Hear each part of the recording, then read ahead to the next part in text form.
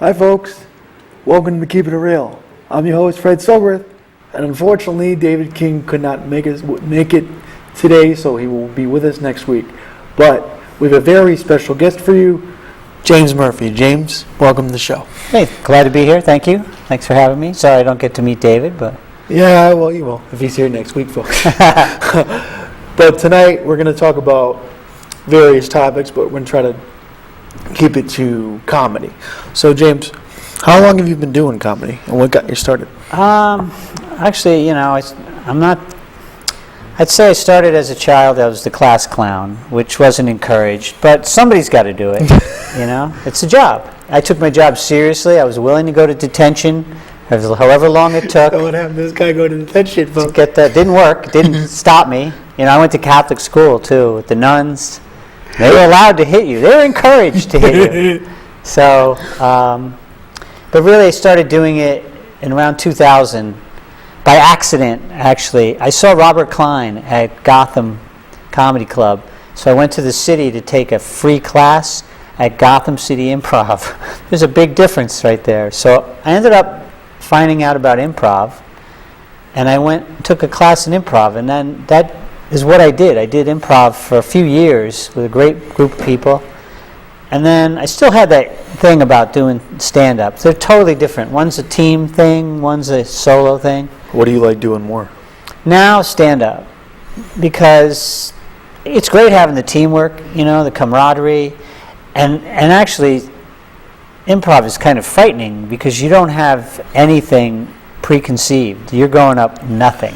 Yeah. And that's kind of, you're like staring at the end of the stage, and it often doesn't go well. You're like, oh, this isn't going to go well. And your teammates help save the day, come in sometimes, great ideas. And you get places you'd never get by yourself, ideas and locations, and it can get really fun and crazy. But I wanted to stand up because you're relying on yourself. You write it yourself, you edit it, and you're only out there by yourself. So it took me a few years to really, I did both for a while, and then the last few years, last 3 years, just been doing stand-up. And it takes a while. It's not easy. There's a lot of people doing it now, but I'm really enjoying it. Who inspired you as far as comedy goes, or in general? Well, when I started, I liked comedians, because I don't really play too many characters, but I liked comedians that played characters. I really liked Jonathan Winters, Flip Wilson. I'm dating myself. I came back when TV was black and white. Gather around, family. The only show is on. And and then, you'd listen to record albums. Those are big round discs that we'd listen to. Oh, you'd have to go and Google it, kids. Yeah. What's it like being on stage and doing comedy? Opening a show, closing a show, that kind of. Well, lately I've been opening a show. Most people don't want to open the show because the audience is not really ready yet. People are still getting drink orders or food delivered. So there's a lot going on. So it's not the desirable spot. So that's what I go for. I like to put myself in a stressful situation to get used to it. You like to challenge yourself. Yeah, exactly. So what was if you like opening a show, what was the biggest crowd you ever opened for? Like the amount of people? Oh, probably about 80 people. I used to do a restaurant in New Jersey. The best part of it was the comedy came with an all-you-can-eat buffet. And that is a great... Comedy clubs out there get an all-you-can-eat Chinese food buffet. You can't keep people away. It was called the Peking Duck House. And they were like, when are you doing the duck? Are you doing the duck? Quack. And it was, quack, quack.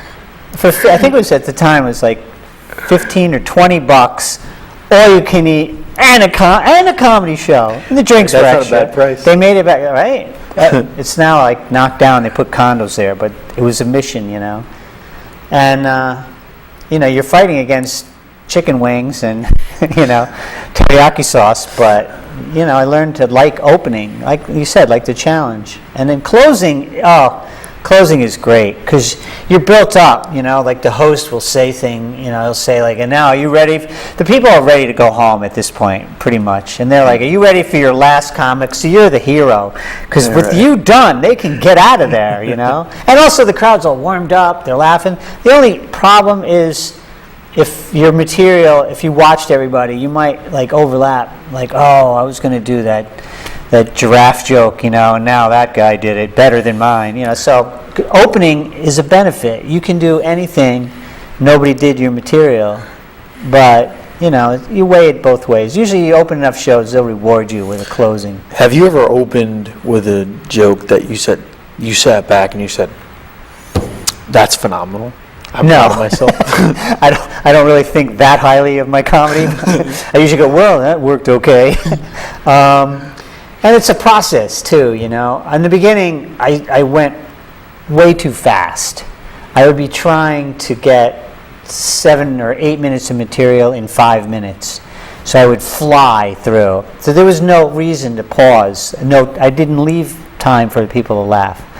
And I'd get off stage like I just sprinted, And then I learned to slow down and also to enjoy the moment. Once you get over it and you do 100, 150 shows, you start going, wow, I'm working so hard for these little 5 minutes of time, 6 minutes of time.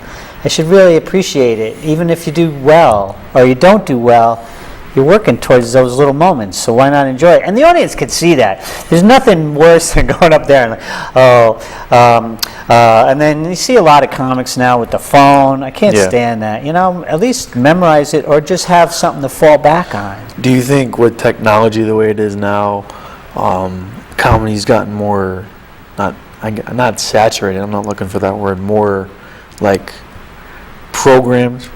As far as being personal? I mean, like right now, after the debates last week, there's like a floodgate of Hillary and Trump material and Hillary and Trump jokes. And then the minute an event happens, everybody's piling on to that, So you don't think the jokes are that much from the heart? No, they're topical opportunities, I mean, I think for me, the best comedy is something you really do feel about. I mean, granted, you could have a great observation, and that's a home run. And you should let it be fleeting, though, because it's something that just happened. In 2 weeks, you're beating it to death, So if you can keep writing, if you have good habits and you write a lot, and you could turn over material, that's always a good thing. I mean, some comics, you'll see them a year after you've seen them before, and you're like, man, I know that set. I mean, it's great to see people that do crowd work, and the crowd enjoys it. There's some people do crowd work, and the crowd is like, come on, do you write anything? But the brilliant ones can do both, Like, all right, I'm going to segue, but I got to say, that guy looks like, and they point at you. That happened to you. Yeah. And, it's great to see somebody with the freedom to make stuff up. That's why I like the improv background originally. I'm not as fearful. Like, I'll usually do set material in the beginning, and improvise the middle. And I may have seen something driving to the show, and they go, I'm going to try that out. Because you get them on your side in the beginning, and they remember you at the end. The middle is like a vague area. Yeah. People's attention spans are so short now that it's good to mix it up a little, Have you ever had like a favorite comic? They change. Like, I knew you were going to ask this, and I usually pick like the established ones. But I tell you lately, if people want to check this guy out, there's a guy, Nate Bargatze, who I just love as a character, and Maria Bamford. Maria is actually becoming pretty popular now, so I'll have to find somebody more obscure. But no, she's really great, and she does really amazing characters.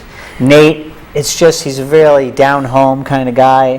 His delivery is really casual, and you feel comfortable. Like, you could do it, watch a half hour of Nate, and you feel like you're just hanging out with a buddy on a tree stump, It's just really...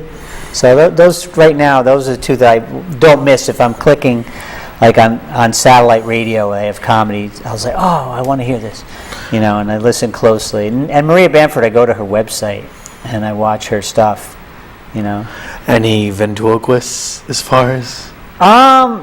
Jeff Dunham. I was just going to say that. I love the characters. I love the fact that he changes puppets, Yeah. you know, and then changes the voice and everything. And I love how he even gets in trouble. I mean, because that's it. He's successful, but he still can be edgy enough, which is an amazing thing. You know, so many people that like get successful, but they're kind of like they're edited to the point where you're going to stay successful. You can't do this, you can't do that. He gets edgy, you know. Right. I mean, he played in the oil-rich countries, and they were like, you can't use that. The what was his name? The terrorist puppet. Yeah. And it was interesting. I heard a conversation with him saying how, what can I say this? He was pushing it, like, what can I get away with without Right. being being thrown in chains? So at least he's trying to keep it interesting for himself too. It's not just about, booking another show. I appreciate comics that can be clean. I'm not.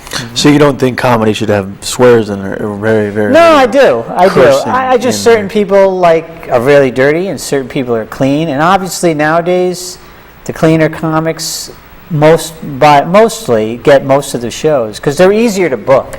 You're not offending people like Brian Regan and Jim Gaffigan. But then Louis C.K. can be dirty Yeah. and book big venues too. But He's funny too. I've had people ask me to do like events, and can you be clean? And I go through like 2 hours of material and just go, okay, we squeeze it down, to 10 minutes, and you drop the curse words. But I know it's hard to get clean. I don't know. It's just nowadays people are loose with their language, and it's a different time. Than it was back then. Yeah. I mean, back then you had TV and you had the rules and regulations, and that was the venue, and the comedy clubs were kind of a small circle of people, and you could imply sexuality, or you could imply things. You had to be clever, Now people just blurt things out sometimes, I mean, it's different. It's also more saturated. There's a lot more comedy. I mean, you have YouTube and Comedy Central and just websites, and it's just, you could sit and watch comedy for a week straight, Right. if you're not sleeping, and see so many different things, it's... Folks, as you can see, there's a number on the bottom of the screen. You can call in and ask me a question, or ask James a question about comedy, or anything that you want to ask. Just feel free to call in. So, with comedy pushing the envelope the way it is, do you think there's times where it's pushed the envelope too much, or it's stepped over the line too much? Where it's offensive? I have a pretty open mind about that. I mean, like there's a thing now called roast battle. It's a new thing where comics roast each other. And I was thinking about it because it's a big venue that, to move your career. And I'm just not comfortable doing it. Not to say it's not an art form to doing it, but I just try and do what makes me feel comfortable. We got a phone call. Hello. Hey, good evening. Love your show. Thank you. Listen, you guys are great. I watch as much as I can. But one question about comedy: what is the best way that we can learn more about it? Is there certain schools, special writing schools, or anything like that? What's the best way to learn how to be a really good comic out there?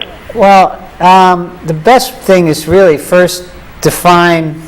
I mean, if you want to just try it, you can either try an improv class. There's a lot of places that have. Improv is easier to get into without spending any money and just trying it out. Stand up, you could just go to an open mic with no training and watch. Sometimes, I used to run an open mic here in Bridgeport, and sometimes people would just sit and watch. And you're not watching the polished, finished comedians. You're watching people like yourself trying it out.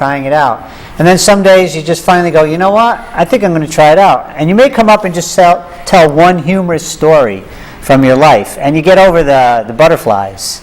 You kind of figure out, and then you get that rush, like, wow, I really like this.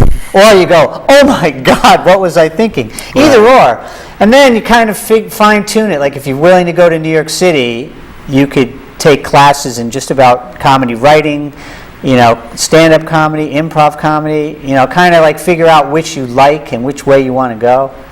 So would that be a theater class?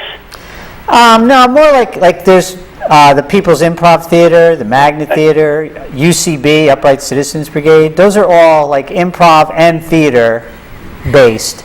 Stand-up, most of your comedy clubs have teachers that will give you maybe 8 to 10 weeks of classes, and then usually it ends up with you on stage at the end. Yeah. Well, in Milford, we have a couple of, we have an open mic over at the Milford Arts Center near the railroad station, and the impression I get from them is mostly music. Yeah. Go on, there's a website called Bad Slava, and that lists comedy open mics for the whole country. So you could just, I know there's one Milford, there used to be one in Milford, now there's one in Branford, there's a few in New Haven. So you just figure out, the one in Branford is kind of new. Pat Oates runs a few of them. He's a great guy to talk to. He'll guide you in the beginning and help you out. And then, like, you may not want to jump in the first time, or you may want to just say, I want to get it over with, and take your licks. It's really great. It's a lot of fun. Once you get comfortable with it, and you start creating time to, depending on what kind of writer you are, creating time to write and getting your book of material ready, and kind of finding out what your voice is, what kind of comic you are you light or you dark, or your characters. You're observational. It's overwhelming at first because you got to pick from kind of figure out who you are. I'm still looking, Plus, getting the proper coaching from the right people. Yeah, you got to kind of meld. I actually took a class at Gotham Comedy Club in New York City. I went to Improv, but I also I found the right Gotham after a year. And the guy had been on Saturday Night Live, and he was a great influence because every week you had to bring material, go up on stage, and then get criticized while you stood on stage. And you built a thick skin. But it was truthful, He's like, you might have mic technique where I'd get nervous, and if I didn't have a death grip on the mic, I would twirl the cord around and look down at it like I was stirring a coffee. And he's like, you're doing it again, And like simple things, like, do you take the mic out or do you leave it in the stand? You got to work on all these little things, Most people take it out and put what are you doing, Or if you're creating like somebody like Emo Phillips, he creates a persona, and that's his character. I mean, down to the uniform and everything, There's a lot of different ways you could take it, but you should take it. Thank you very much. Enjoying the show. You guys keep it up, and you got a lot of fans out there. Have a good night. It. Thank you. Thank you for calling. So that you'll see over the years I've been doing it pretty steadily. You'll see people come and go, and sometimes it's not talent. It's just their life has priorities. So, with everybody having life and their priorities trying to be straight and everything, and getting everything in order, what would be some of the things that you would say to somebody that wants to get into comedy? What would be the advice you would give? You have to. It's like people take up an exercise program. They go, I don't have the time. I don't have time. You do absolutely have the time, but it's not something that you can do mindlessly. So that's why, like I told you earlier, I always have a notebook with me, and I've gotten in the habit of not letting little ideas. Sometimes you're driving along and you see something and you're like, oh, that's absurd. Why do they? I got to think. Like I'm lately obsessing on self-driving cars because of Tesla and everything, and I don't have a joke for it yet. Odd that I brought it up, but. You just write that down, and then later on it might pop in your head. So you just have accumulating all these little thoughts. And it helps to read a book or two on structure to learn the different types of jokes, and then listen to a comedian that you like and go, oh, wow, I see what they did there. There's like a blueprint to the joke, to different kinds of jokes. How to do a set. And that kind of helps you realize what's going on underneath the whole thing. And then sometimes you'll have a joke that's like, wow, why doesn't that work? Oh, I see. I gave the punchline away too early. I've seen comics do the same joke 4 or 5 different times, and they're like, what happened? That joke usually kills. I'm like, it could be 3 words out of order. and you gave the punchline before you should have, and like you Right. ended, and the punchline already happened, and it's like, oh wow, I didn't know, because you're in the heat of the moment, and you're in your head trying to remember, my imaginary microphone, you're trying to remember, I got to do this, the beach joke after I do this, and in your head you're not really concentrating on what you're talking about right there, Right. and you twist, and it's one advice that I got that I like to give people, and hopefully the people that are listening, is once you have a joke, to economize it. Like, can I say that 3 lines in 2 lines? How can I get some of these words out of here? Yeah.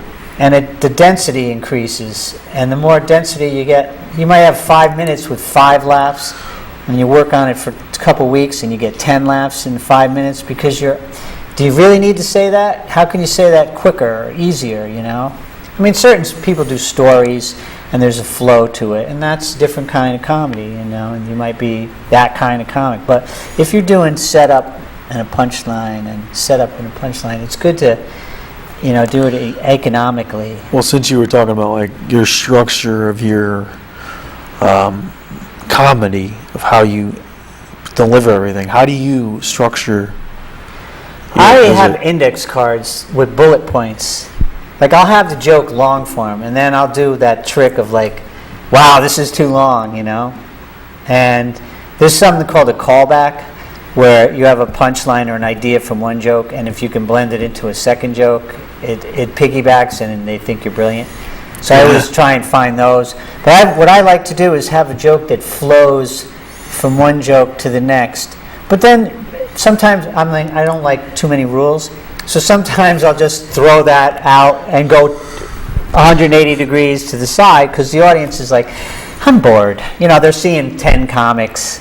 You got to set yourself up, to be different. You don't want to be run-of-the-mill. You want to be different, That's why it helps to go to see a lot of, in the beginning when I really wanted to get back into it, the Treehouse Comedy puts on shows all over Connecticut. I would just go and watch and just listen and go and try and think, why did I like that, or why didn't I like that? And then You get ideas from other comics, and then the ideas of the structure. Yeah. Like, wow, that setup was too long. He should have shortened that. Not that I'm better than them, but it's just like, why didn't I like it? Now this is why maybe I didn't like it. Or, oh my God, I can never be that good. That happened a lot. I met a couple comics, and it's kind of disheartening sometimes. You'll see somebody that's one of the funniest people you ever met, and they're doing a bar show, and you're like, oh. I think what it comes down to too is the confidence level, like being able to Yeah. go up on stage and do Oh yeah, the set and do it well enough to where people can laugh back. And you'll see in the beginning, you'll be like, Oh, we got another call. another call. Hello. Hey, I got a question for your guest. Yeah. Yeah, do you ever go into a comedy club and have them tell you what they don't want you to make jokes of? Yeah, that's rare. It's usually not the owner. It's usually like the manager, and it can be ignored to some degree, and then you'll probably have a hard time getting back in there.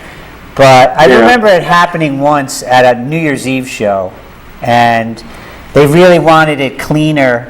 It wasn't to me, but I was standing next to the headliner, and he had a specific joke that was very graphic, and it was a great joke. And he's like, you can't do that joke. And I was texting him, standing next to him, saying, oh, you should definitely open with that. And he's trying to keep a straight face. And during his set, he actually started saying, well, they told me not to talk about that. And about 7 minutes in, he started talking about that. And it was hilarious. Wow. He softened it a little, but it could happen. I mean, unless you're really, really, doing objectionable stuff, it doesn't happen very often, though. Yeah, I heard guys like those TV guys like Letterman and Yeah. Johnny Carson used to Yeah. edit jokes before the comics got on. Yeah, they had that. There's a government FCC agency that would read through, and like you couldn't say this word, but yet you could say this word, and it changed over the years. So the booker would go over your set with you, and kind of guide it a little. But getting on a TV show is worth it. You're getting that on your resume, and you're reputation is going to go up. Now, like Comedy Central, I don't know if Comedy Central really does that, but everything ends up on YouTube. So, I guess it could come back to haunt you if it's really, really dark. Yeah, well, you know what they say, we have freedom of speech in this country if you have the money. Yeah, if you can defend yourself. Thanks, guys. Yeah, take care. No Thank problem. you. Thank you for calling. Yeah. I mean, I don't usually go that way because there's enough of it out there, So I try to personalize it also because if I'm in the middle or something. I found like there's nothing worse than standing backstage and you have a really solid chunky material being similarly done, and now you've got to change your set that you're comfortable with right before you go on. So what I figured I would do is maybe have an hour, and I'm only doing 7 minutes, so I can throw 2 minutes out and plug in another couple minutes, and be ready, and so basically you're picking and choosing. Have you ever gone up there with no cue card, nothing, and just I done don't set? bring cue cards. I need glasses, and I can't see. I learned the first time I had can't notes. see, folks, I can't apparently. see at all. Are you there? No, I can see, but not without glasses. I can't read my cues. I used to bring it up in an index card in my pocket, and right before I went on, I might look at it, and they're bullet points, like this joke, the weather, or, Tinder, or this, that, and they go, okay. And then it's easier to memorize those little bullet points pictured in your head than 3 pages. Oh, we got a lot of phone calls tonight. Hello. Change your mind. He changed his mind. It's like, oh, wrong number. So, I can't really use notes unless I go up on stage with my glasses on. Yeah. So, like an open mic, I might, because I might be working on something totally new, a whole new set, and I don't even feel good doing that unless it's all comics, because we just, we torture each other all the time anyway. I heard your bit already. It's hard to get a laugh at an open mic. You got to really trick them. Have you ever got done with a set and have a audience member come up to you and be like, dude, that was a great show? Yeah, sometimes. It's a nice feeling, And sometimes it's unexpected. I used to do one joke with a prop. Yeah. And, Carrot Top takes a lot of flack. He's one of the richest comics, but he does props. And that's like, oh, what are you going to be, a prop comic? Oh. I'm like, hey, if I had Carrot Top's money, I don't have all the surgery done to my face, but I would be happy. And I did a thing where I said, you might have seen my TV special. It was kind of hack. And I had sunglasses with a bar, so it looked like they were blacking out my eyes, so I couldn't be identified. And I would turn around. And they used to get a good laugh, but I used to sit on them on the way home and break them. So I got tired of gluing wood to the front of sunglasses, so I threw it out. But I stopped doing it, and a guy came up to me after a show and went, oh man, I brought my friend. I was hoping you'd do that sunglasses joke. Yeah. So I did it for him and his friend, And that's the only time I've ever gotten a request. Yeah. Only time? Well, other times it's like, I have a couple, jokes that I've been doing for a year or two that I break out once in a while. I have a baseball joke, and I'll start doing it now as we get closer to the World Series, because it seems like I'm freaking brilliant. Well, now that you brought up the joke, what's the joke? Oh, it's somewhat graphic. Oh, okay. So we But can't do it for public access. It's all right. Probably not. You come to a show, and I'll definitely share it with you. Because I've actually done it at clean shows, and there's a lot of like, it's walking the line. Yeah. I hate to be a tease like that. So- But lately, I've been trying to write a little more longer material, because I've been doing longer sets. And it's not easy, because I'm not practiced doing it. So, you try and figure out how to get laughs in the midst of a longer story. And it's a challenge. You got to make it interesting for yourself too, Well, seeing as we're coming down to the end of the show, folks, with about 30 seconds left, is there anything you want to say to the folks at home, or? Yeah, come out to an open mic and give it a shot. It's a great thing to do. It may not be your living, but you'll have a lot of fun, and it's a great way to learn to express yourself. That's how I got into it, and here I am on television. You can also catch us on Facebook, Twitter, YouTube, Instagram, all at the bottom of your screen. And We will see you next week. You did it. Right?